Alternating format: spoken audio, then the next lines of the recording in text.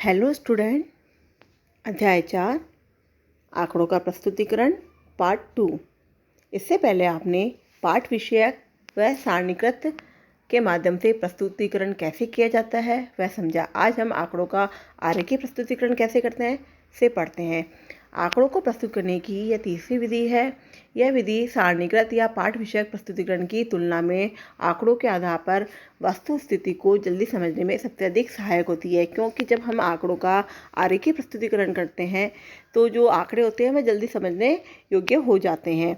आंकड़ों के आरेखीय प्रस्तुतिकरण में से संख्याओं में निहित अमूर्तता कम हो जाती है और वे अधिक मूर्त एवं आसानी से समझने योग्य बन जाते हैं।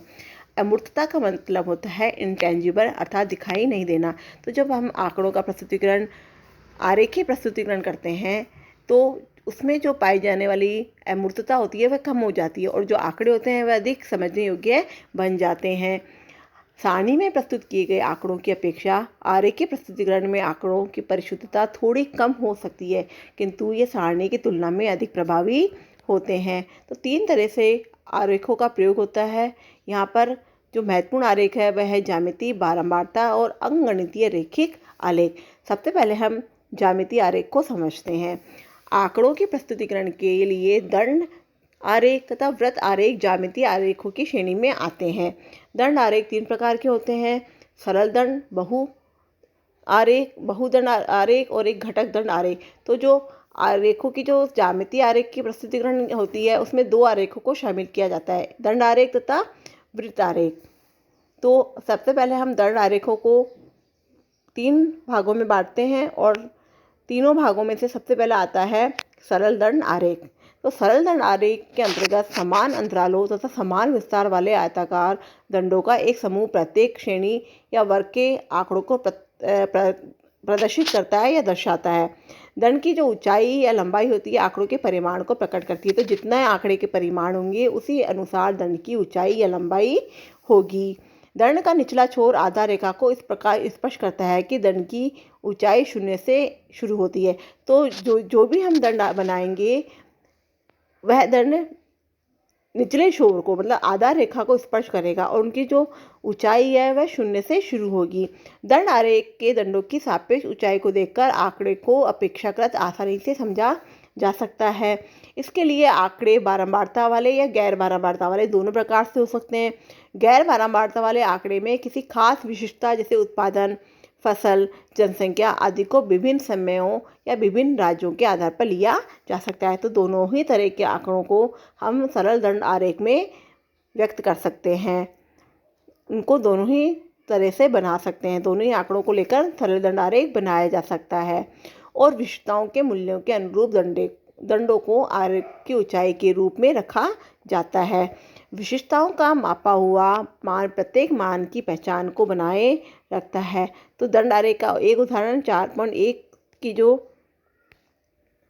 है वहाँ दिया गया है। तो ये सरल दंड आरेख है जो इस तालिका के माध्यम से बनाया गया है। अब इसे किस तरीके से बनाया गया है चलिए देखते हैं।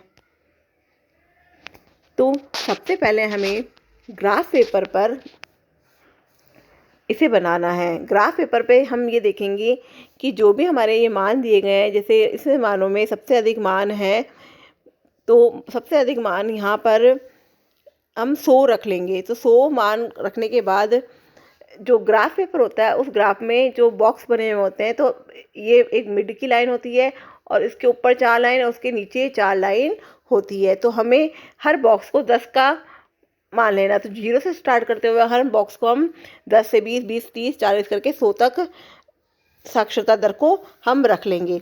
इसके बाद हमें क्या करना है कि हम आंध्र प्रदेश में हम देखेंगे 60.5। तो ये आंध्र प्रदेश का 60.5 दिया गया है। इस 60.5 को 60 से हल्का सा ऊपर बना लेंगे। इसी तरह 63.3 है। तो 63.3 को हम क्या करेंगे कि 63 के बाद 3 लाइनें गिन लेना और 3 लाइनें के हल्का सा ऊपर इस 63.3 को बना देना। इसी तरह बिहार का है 47। तो फिक्स 47 के ऊपर जैसे 40 के बाद 7 लाइनें गिनकर इस बिहार को बना दिया जाएगा। इसके बाद आप देखना कि जो एक एक बॉक्स होता है उसमें से समान मात्रा में बॉक्स को छोड़ते हुए आरेख को बनाया जाएगा। तो जो इनके मध्य जो ये छूटे हुए जो होते हैं, या तो आप उसको पूरा एक बॉक्स छोड़ना या फिर आधा बॉक्स छोड़ देना। तो इसी तरीके से जो आरेख है वह बना लिया जाता है। तो जो सरल दंड आरेख होता है उसमें हम किसी भी एक ही मान को दिखा सकते हैं। जैसे विभिन्न प्रकार के आंकड़ों के लिए भिन्न भिन्न प्रकार के आरेखीय प्रस्तुतिकरण की आवश्यकता हो सकती है। दंड आरेख बारंबारता एवं गैर बारंबारता दोनों प्रकार के चरों एवं गुणों के लिए उपयुक्त होते हैं। विविध चर जैसे परिवार के आंकड़े, पासे पर बिंदु, परीक्षा में प्राप्त ग्रेड आदि और लिंग, धर्म, जाति, देश इत्यादि गुण दंड आरेख के द्वारा प्रस्तुत किए जा सकते हैं। दंड आरेख गैर बारंबारता वाले आंकड़े को प्रस्तुत करने के लिए भी सुविधाजनक होते हैं, जैसे कई वर्षों के लिए आय व्यय लेखा या आयात निर्यात। जिस वर्ग का दंड अधिक लंबा होगा, जैसे केरल में साक्षरता, तो जो केरल की साक्षरता आप देखिए कि इसमें केरल की साक्षरता का जो आरेख है वह 90.9 दिया गया है। तो इसका मतलब जिसका दंड आरेख जितना लंबा होगा वह उसकी साक्षरता उतनी ही ज़्यादा है। तो वह किसी दूसरे वर्ग की अपेक्षा विशेषता के अधिक माप को दिखाता है। दंडों का प्रयोग, जिन्हें स्तंभी कहते हैं, सामान्यतः कार श्रेणी के आंकड़ों के प्रस्तुतिकरण के लिए किया जाता है। 1980 से 2000 के बीच अन्न उत्पादन, कार्य सहभागिता दर, एक दशक में उतार चढ़ाव, कई वर्षों के दौरान पंजीकृत बेरोजगारी, साक्षरता दर आदि। अब हमने यहाँ पर दंड आरेख जो पढ़ा था ये सरल दंड आरेख है, जिसमें हमने एक ही मानों को लिया था। इसके बाद हम पढ़ेंगे दंड आरेख के कई रूप हो सकते हैं, जैसे कि बहुदंड। अब हम बहुदंड आरेख को पढ़ते हैं। तो बहुदंड जो आरेख होता है उसका प्रयोग दो या अधिक आंकड़ों के समुच्चयों की तुलना के लिए किया जाता है। उदाहरण के लिए विभिन्न वर्षों में आय और व्यय, तो आय और व्यय 2 आंकड़े हो गए, आयात और निर्यात 2 आंकड़े हो गए, और इसी तरह से विभिन्न विषय और विभिन्न कक्षा में प्राप्त किए गए अंक ये 2 आंकड़े हो गए। तो 2 या 2 से अधिक आंकड़ों को जो समुच्चय में व्यक्त किया जाता है कि तुलना के लिए जो दिखाया जाता है, उन आरेखों को हम बहुदंड आरेख के माध्यम से, उन जो आंकड़े को हम बहुदंड आरेख के माध्यम से शो कर सकते हैं। तो इसे अब नीचे जो आरेख बनाया गया है, ये जो आरेख बनाया गया है ये बहुदंड आरेख है। इस आरेख को जो जैसे ये आरेख है, इस तालिका को लेकर बनाया गया है। तो ये तालिका में जैसे मान लीजिए ये 1991 और 2001 में 1991 और 2001 के दौरान जो भारत के प्रमुख राज्यों में महिला साक्षरता दर को दिखा रहा है। तो 1991 की भी महिला साक्षरता दर और 2001 की भी साक्षरता दर। तो यहाँ पर जो एक ब्रैकेट बन रखा है, 2 बॉक्स बन रखे हैं, उसमें एक बॉक्स तो 1991 का है जो खाली छोड़ा गया है, जबकि जो दूसरे बॉक्स को कलर कर दिया गया है वह 2001 के को दिखा रहा है। अब हम क्या करेंगे कि जिस तरह से हमने सरल दंड आरेख बनाया है उसी तरह से हमको ये आरेख भी बनाना है। तो इस आरेख में भी यही है कि पहले है ना, हमें जैसे आंध्र प्रदेश का बनाना है, तो आंध्र प्रदेश के में जैसे 32.7 को ये बना लिया, तो 30 के बाद 2 लाइनें गिन के हल्का सा ऊपर इसे बना देना है, और इसी के पास में इसी 50.4 का 50 के बाद में हल्का सा ऊपर इसको मिलाते हुए बनाना है। तो इस तरीके से जैसे असम का है, असम का ये 43 का बना दिया, और 43 के बाद 54 का 50 के बाद 4 लाइन गिन के इस तरीके से बनाता है। तो ये 2 जो आंकड़े होते हैं उन्हें व्यक्त करता है। इसी तरीके से जो घटक दंड आरेख होता है, ये चित्र 4.3 या चार्ट, जिन्हें उप आरेख भी कहा जाता है, का प्रयोग विभिन्न घटकों जैसे तत्व या भाग जिन्हें वस्तु का निर्माण होता है के आकारों की तुलना करने के लिए तथा इन घटकों तथा उनके अभिन्न अंगों के संबंधों पर प्रकाश डालने के लिए किया जाता है। उदाहरण के लिए विभिन्न उत्पादों की बिक्री से प्राप्त धन, किसी प्रारूपी भारतीय परिवार के व्यय की मध्य, जैसे खान पान। तो एक परिवार है वह जो अपने परिवार जो है वह अपने खर्च विभिन्न तरीके से करता है, जैसे वह खर्च खान पान पर भी कर रहा है, किराए पर भी कर रहा है, दवा पे कर रहा है, शिक्षा पे कर रहा है, बिजली पे कर रहा है। तो जब हम कुल जो खर्च होता है उससे कुल खर्च को एक मान लीजिए उस परिवार का कुल खर्च है 100, तो उसमें से इतना उसका खान पान का है, इतना उसके किराया का है, इतना दवा का है, फिर शिक्षा का है या बिजली का है। तो इसके कुल घटक को हम बता देते हैं और उसे दंड आरेख के माध्यम से शो किया जाता है। आय और व्यय के लिए बजट, परिव्यय, जनसंख्या, श्रमशक्ति के घटक दंड आरेखों को सामान्यतः उपयुक्त छायाओं और रंगों से भरा जाता है। तो ये जो आरेख बनाया गया है ये घटक आरेख है। ये जो घटक आरेख है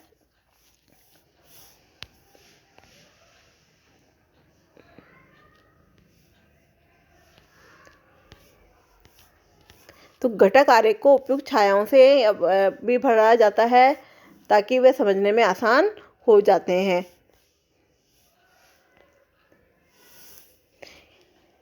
किसी घटक दंड आरेख के अंतर्गत दो या दो से अधिक घटकों को दंडों और उसके उपभागों के द्वारा प्रकट किया जाता है। उदाहरण के लिए दंड के द्वारा 6 से 14 आयु वर्ग के सभी बच्चों की जनसंख्या को प्रदर्शित कर सकते हैं। ये घटक नामांकित और गैर नामांकित बच्चों का अनुपात दर्शाते हैं, जो ऊपर एक सारणी के माध्यम से बता रखा है कि जो लड़के लड़कियां हैं उसमें कितने प्रतिशत नामांकित और कितने प्रतिशत गैर नामांकित है। इन आंकड़ों को जो हम घटक दंड आरेख के माध्यम से व्यक्त कर सकते हैं। घटक दंड आरेख के अंतर्गत लड़के लड़कियां तथा आयु विशेष के बच्चों के कुल योग को भिन्न भिन्न घटक दंडों द्वारा प्रदर्शित किया जा सकता है, जैसा चित्र 4.3 में दिखाया गया है। जो ये चित्र 4.3 है ये घटक दंड आरेख को बता रहा है। इस घटक दंड आरेख में सबसे पहले घटक दंड आरेख बनाने के लिए सबसे पहले एक्स अक्ष पर एक दंड बनाया गया है जिसकी कुल ऊंचाई आंकड़ों के कुल मान के बराबर होती है। तो सबसे पहले हम कुल मान ले लेंगे, जैसे लड़के और लड़कियां, लड़के हैं वह कितने नामांकित है, तो जो लड़के कितने नामांकित है, जो लड़के हैं वह नामांकित है 91.5 और 8.5 को हम प्लस करेंगे तो हमारे पास जो लड़के हैं जो नामांकित भी है और गैर नामांकित है जो छात्र है उनकी संख्या आ जाएगी। तो ये हो गए 100। इसी तरह जो लड़कियां हैं उनका भी ले लेंगे और कुल का भी ले लिया जाएगा। तो जो इसकी जो कुल ऊंचाई होगी वह कुल मान के बराबर होगी। तो प्रतिशत आंकड़ों के लिए दंड की ऊंचाई 100 इकाइयों के बराबर होगी, अन्यथा दंड की ऊंचाई दंड के कुल मान के बराबर होगी। तो जितना भी दंड का कुल मान है उतनी ही उसे दंड की कुल ऊंचाई बना दी जाती है तथा घटकों की आनुपातिक ऊंचाई एक ही विधि के द्वारा निर्धारित की जाती है। दंड को विभाजित करने के क्रम में छोटे घटकों को अधिक प्राथमिकता दी जाती है। इसके बाद क्या करना है कि जो कुल ऊंचाई है, जैसे ये है, अब इसकी कुल ऊंचाई हमारे पास निकल कर आई है 100, तो हमें कुल ऊंचाई के बराबर एक दंड बना देना है। अब 91.5 है वह जो लड़के हैं वह नामांकित है, तो नीचे यहाँ पे लिख देना है लड़के या फिर छात्र जो भी है उसको लिख देना है। और 91.5 मतलब 90 के बाद जो एक है वह उसके 90 के बाद एक लाइन खींचकर और एक लाइन गिनकर उसके ऊपर हल्का सा ऊपर 91.5 को ले लेना है और यहाँ पर शो कर देना है कि जो नामांकित है उसको किस तरीके से, जैसे जो नामांकित है जो बॉक्स बनाया गया है जो नामांकित है वह खाली छोड़ा गया है, जबकि जो गैर नामांकित है जो इनका विद्यालय में नाम नहीं है उनको भर दिया गया है। तो ये हमारा जो गैर नामांकित है वह बचा हुआ 8.5 होगा। तो ये एक घटक दंड आरेख बन जाएगा। इसी तरीके से जो छात्राएं होगी उसका भी कुल मान के बराबर बॉक्स बना दिया जाएगा। अब जो नामांकित है वह लड़कियां हैं 58.6, तो 50 के बाद 8 लाइनें गिन ली जाएगी, 50 से 60 के बीच में होगी वो, और उसके 58 के बाद 8 लाइनें गिनने के बाद तो हल्का सा ऊपर लेकर उसको 58.6 को खाली छोड़ दिया जाएगा, बाकी जो बचेगा वह हो गया 41.4 जिसे हम भर देंगे। तो इस तरीके से घटक दंड आरेख बना लिया जाता है। इसके बाद है वृत्त आरेख। वृत्त आरेख भी एक घटक आरेख ही है, पर घटक दंड आरेखों के स्थान पर इसे एक वृत्त द्वारा प्रस्तुत किया जाता है जिसके क्षेत्र को आनुपातिक रूप से उन घटकों में विभाजित किया जाता है जिन्हें ये दर्शाता है। तो अक्सर परीक्षा में जो होता है वह वृत्त आरेख पूछा जाता है, इसलिए परीक्षा की दृष्टि से ये बहुत इम्पोर्टेंट है। इसे वृत्त चार्ट भी कहते हैं। यहाँ पर वृत्त को केंद्र से परिधि की ओर सीधी रेखाओं के द्वारा उतने ही भागों में विभाजित किया जाता है जितने घटकों की संख्या होती है। तो सामान्यतः व्रत चार्ट को किसी वर्ग विशेष के निरपेक्ष मान के आधार पर नहीं बनाया जाता। यहाँ पर सबसे पहले प्रत्येक वर्ग के मानों को वर्गों के कुल मान के प्रतिशत के रूप में व्यक्त किया जाता है। तो सबसे पहले जो भी मान दिए गए होंगे हम उनका प्रतिशत निकाल लेंगे और प्रतिशत के बाद में उनका कोणीय मान निकाल कर फिर उसकी सहायता से वृत्त आरेख बनाएंगे। तो वृत्त आरेख में वृत्त को 100 बराबर भागों में बांट लिया जाता है, जिसमें प्रत्येक अंश को 3.6 के बराबर होता है, चाहे त्रिज्या का मान कुछ भी हो। कोण को जानने के लिए घटक को वृत्त के केंद्र से कक्षांतरित करना होगा, जिसमें प्रत्येक घटक के प्रतिशत अंकों को 3.6 से गुणा करना होगा। घटकों के प्रतिशतों के वृत्त के कोणीय घटकों के रूप में परिवर्तन करने का एक उदाहरण जो है वह सारणी 4.8 में प्रदर्शित किया गया है। तो इसे देखते हैं। जो हमारे सामने क्वेश्चन दिया हुआ आएगा वह इस तरीके कैसा क्वेश्चन होगा। इस तरीके से क्वेश्चन होगा जहाँ पर हमें स्थिति दे रखी है सीमांत श्रमिक की 9, मुख्य श्रमिक की 31 और गैर श्रमिक की 62 और कुल हो गए 102। तो सबसे पहले हमें इसे प्रतिशत में व्यक्त करना पड़ेगा। तो प्रतिशत में व्यक्त करने के लिए आप क्या करेंगे कि जो 9 है उसको जो कुल है उसे भाग देने पर प्रतिशत निकालने के लिए 100 से मल्टीप्लाई करेंगे। इस तरीके से जो 8.8 निकल कर आ जाएगा। अगर कोई मान 8 के बाद मान लीजिए 4 तक है, 8.4 तक है तो आप इसे छोड़ देंगे। अगर जैसे ही मान लीजिए 5 है, 5 से बड़ा आ जाता है तो आप उसे शामिल कर लेंगे। और इसी तरह से जो गैर श्रमिक है उसका है 31/102 मल्टीप्लाई 100, इस तरीके से 30.4 आ जाएगा। तब आप हर का प्रतिशत मान निकालेंगे।